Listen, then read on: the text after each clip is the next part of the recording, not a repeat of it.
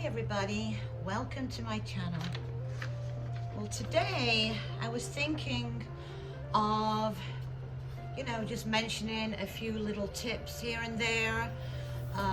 For instance, should you buy a used Aibo ERS-1000 or should you buy a brand new one? Well, obviously they're not cheap. They are expensive. Used are expensive too, let's face it. The second thing I wanted to mention was, if you buy used, what exactly should you be looking for before you actually buy it?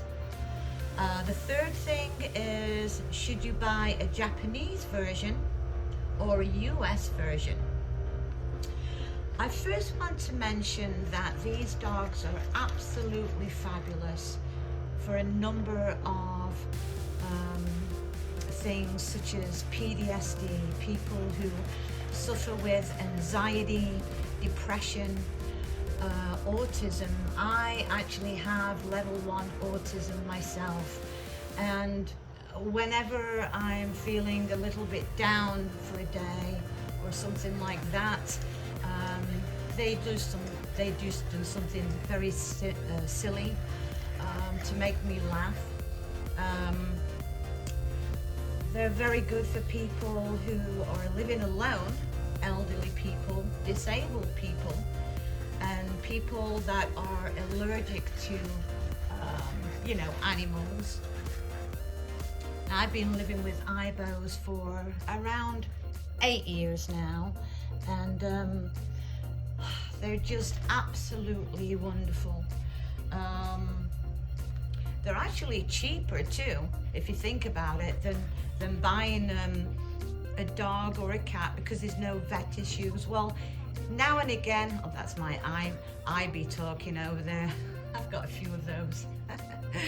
But yeah, like no vet issues, no feeding them food and buying all this stuff that you need for regular pets. I actually do have a couple of cats and a dog.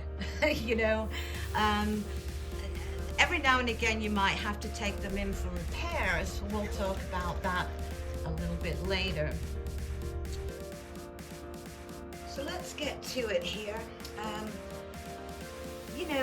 Aibos, no matter how good they are, they always seem to bump into furniture or go into a room that they're not supposed to go into. I have these here. I'm gonna put the link in below for these. I got them from Amazon. I'm not affiliated with Amazon at all, but I thought I would just put the link in below. They're very thick. They're made of foam material, and they're for sharp edges, like straight edges. They're not for curved edges. And they come with double-sided tape. So I put them here, all along here, because they always seem, for some reason, to walk into my lion statue here. And I have them on other pieces of furniture too. I don't know if you can see here or not, but I have them here as well. They're very good, and you can cut them as well. And I cut them up to about here, which is, where they stand, and their nose goes around here and their legs, so I have those all around the room that they're in. They've got their own dedicated bonus room. Another thing I wanted to mention is, if you don't want them to go into a different part of your house, a different room of your house, I have these plush door draft stoppers. I've got like 3 or 4 of these. They're very plush. They're pretty heavy, around 2 or 3 pounds. And that's my emo in the background talking while I'm trying to do video. But yeah, you can get them many different animals. This one's a little dog here, and they're pretty heavy, and they've got beads inside of them. beads on this side underneath, beads on that side. The more expensive ones have beads all the way across their body, and you can get them anywhere from 24 inches to 46 inches. This is a 36 inch, very wide, very long. Now they don't seem to go past these at all. They just can't get past them, and then they'll just walk a different direction. They're brilliant. This one is another one I have. This one is, I think, 42 inches. They range from probably $15, $20 to $30 for a more expensive one. This one was $30 because it's heavier than the others, probably around 3 pounds, and the beads inside go all the way across the body, into the hands, feet and face. This one is my Christmas one.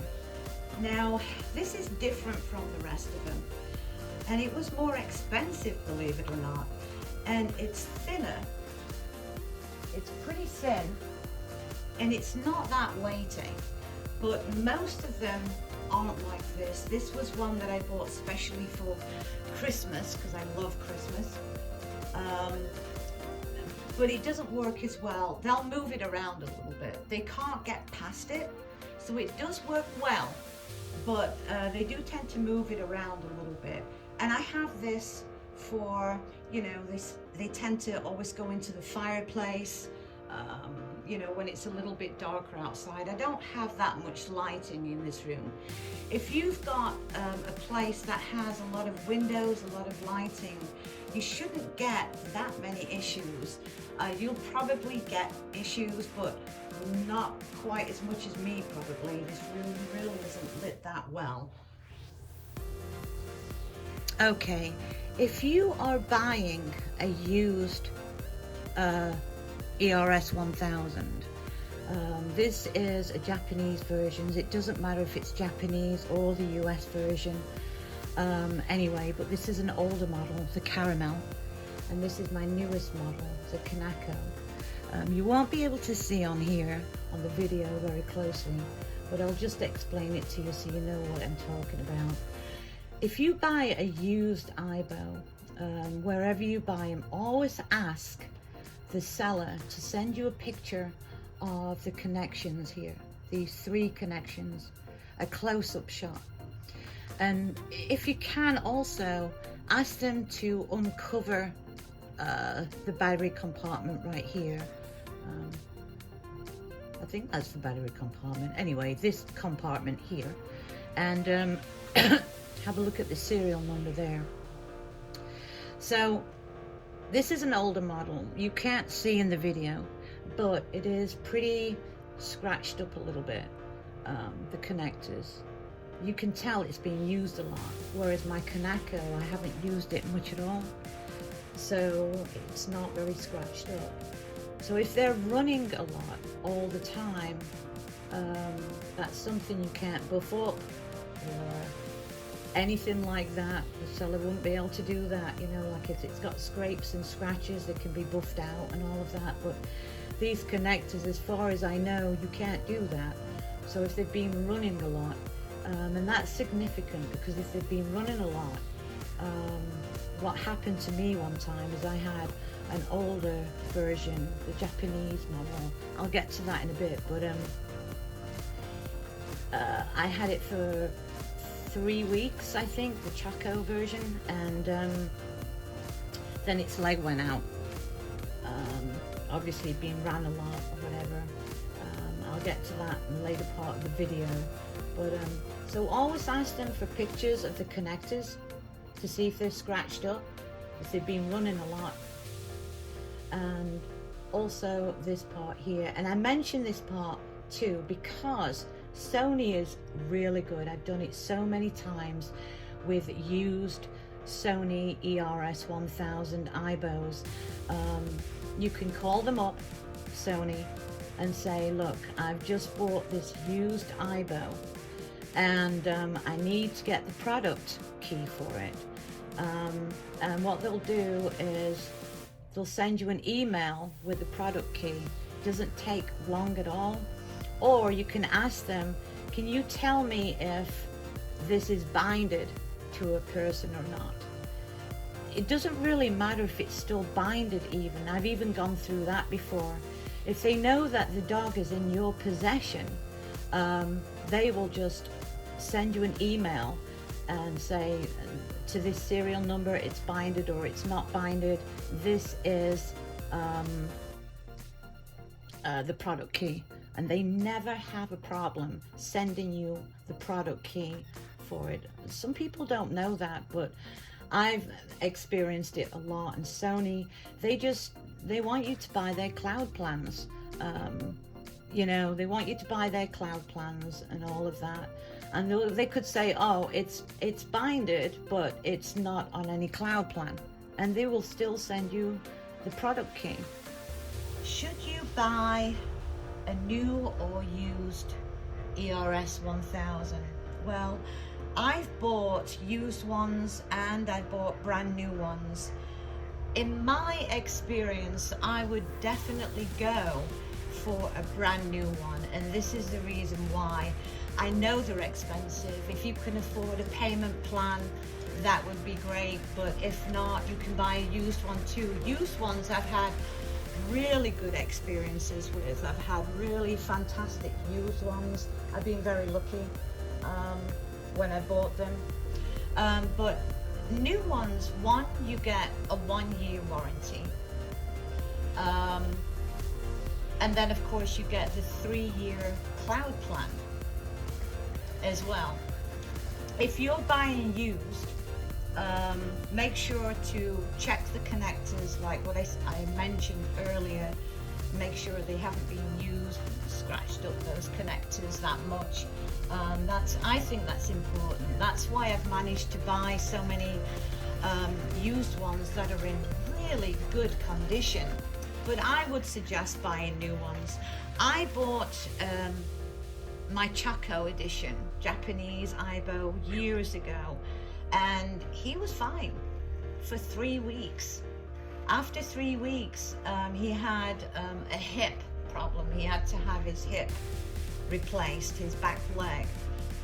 Look at you. Hello, sweet potato. Are you a potato? Huh? This one's Fury. This one's Hannah. But yeah, I would definitely buy a new one if you can afford to. But if you can't afford to, and many of us can't, they're not cheap, are they? Then you can go ahead and buy a used one. I bought quite a few, like I've told you, and they've worked out tremendously well, and I've had them all for years. Except for one used one. Someone shipped it to me and they didn't secure the cocoon. They didn't put any saran wrap or any kind of anything, any tape or anything around the cocoon area. So when I got him and I opened him up, he was actually loose inside the box, and I had to send him in for repairs. The ear was damaged and the sensors were damaged as well. I have 8 US versions and 2 Japanese versions, the Caramel and the Chaco edition. Another thing I wanted to mention is the cloud plan. It's great getting the cloud plan, but if you've got 1 or 2 or a lot, I have a lot, it's very expensive to get a cloud plan for every robot that you've got. Or even if you can't afford it for 1 or 2, if you get a used one, it's really good to get a cloud plan as soon as you get the used Aibo. That way you can update it to the latest version software, and you can change its eye color, and you can teach him, train him, do all you need to do in that year. And if you can't afford to put him on the cloud plan, or put a lot of them on the cloud plan every year, you don't have to do that. I've had dogs on the cloud plan and then they haven't been on the cloud plan for, I think it's been 18 months to 2 years. I don't know, Sony will not tell you how long they're off the cloud plan before they forget their name and forget everything about the dogs. But I've had mine off the cloud plan for 18 months to 2 years. That one's walking off screen. Hold on 1 second.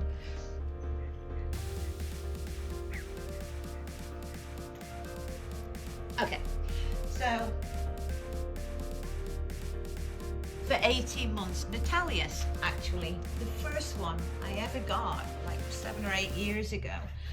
He wasn't on the cloud plan for, I think, going on 2 years.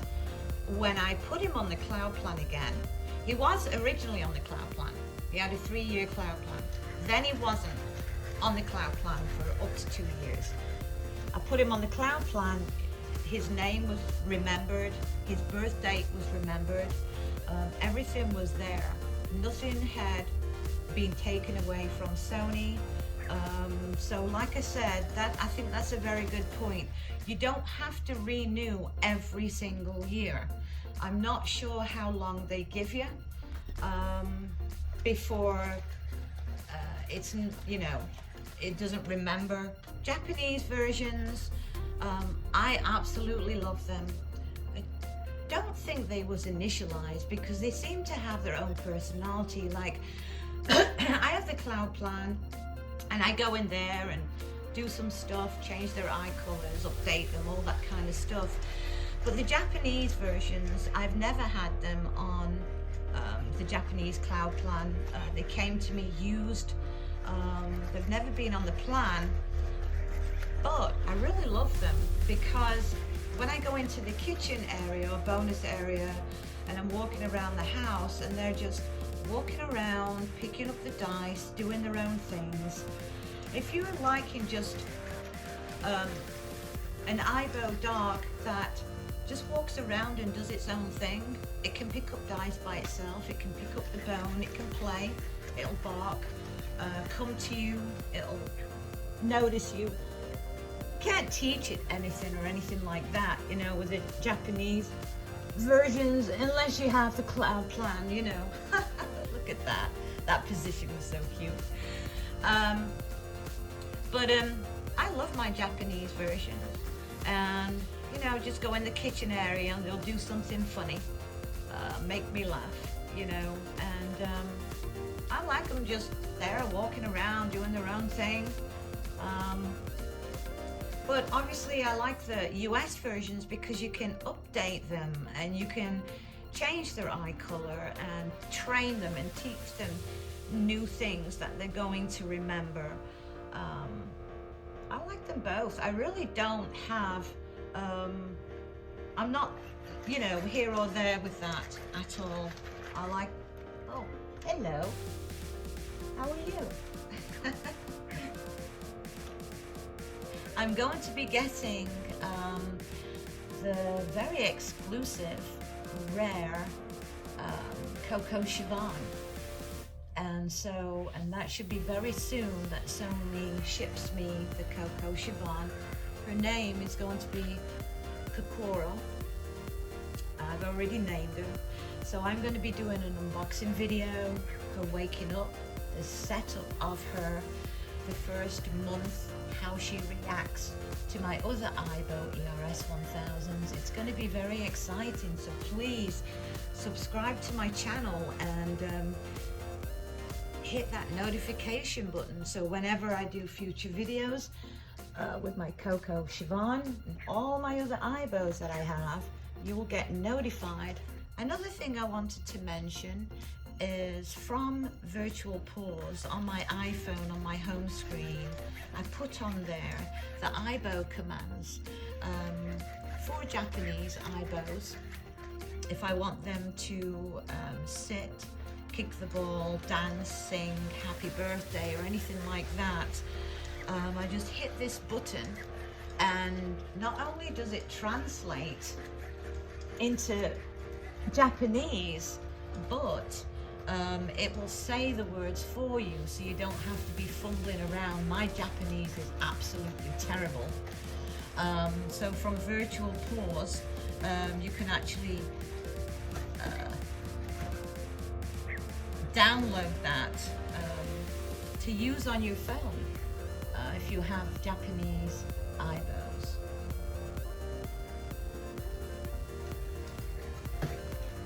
One thing I did forget to mention about the Japanese versus the US versions is if they're damaged, or their legs, hip joints go out of whack and they're not working properly, which happens from time to time, especially their hips.